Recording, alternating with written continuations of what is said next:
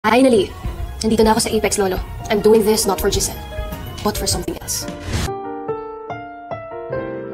Ang susunod na programa ay rated PG. Ito ay nangangailangan ng patnubay at gabay ng magulang para sa mga batang manonood.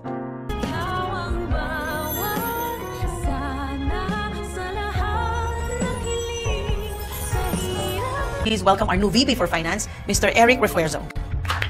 May isang malaking announcement itong si Giselle sa lahat ng mga taga-Apex, kaya naman magpapatawag siya ng isang meeting.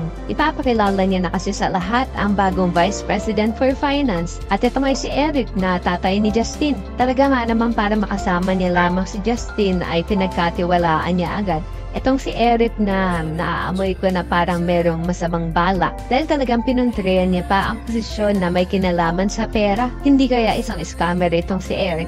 Yan ang dapat nating abangan sa mga susunod na episodes. At matapos nga ang kanilang pagpupulong ay agad ko omprantahin ni Robert itong si Eric. Duda daw kasi si Robert sa intensyon itong si Eric at bakit daw ito biglang nagdesisyon na tulungan ng Apex samantalang dapat ay paalis na ito ng Amerika. Tatanungin naman ni Eric si Robert kung wala daw ba itong tiwala sa kanya. Kaya naman galit na susuguran ni Robert si Giselle sa kanyang opisina at tatanungin ito kung bakit daw hindi nito sinabi sa kanya ang plano. Pero ayon kay Giselle, ayon daw kasi ang hininging kondisyon ni Justin upang manatili siya dito sa Pilipinas. Sa kabilang banda, isang malaking palaisipan naman ng iniwang mga kataga nitong si Justin na hindi daw dahil kay Giselle ang ginawa niyang pagpayag na magtrabaho sa Apex at mukhang ito ay para kay Lolo Pepe. At kung ano man ang misyon na iyan ay dapat nating abangan sa mga susunod na episodes. Sa kabilang banda, gagamitin pandahilan nito Carlos ang paglipat kumano ni Annalyn sa Apex kaya hindi niya ito isasama sa islat na mga pupunta sa Japan para sa seminar.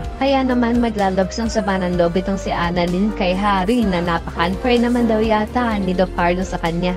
Kaya naman kung isa ka rin sa mga umaasang sana tama ang naging desisyon ni Giselle na gawing Vice President for Finance itong si Eric, ay pakilike ang video na ito and don't forget to subscribe. Thanks for watching and see you next time. Bye-bye!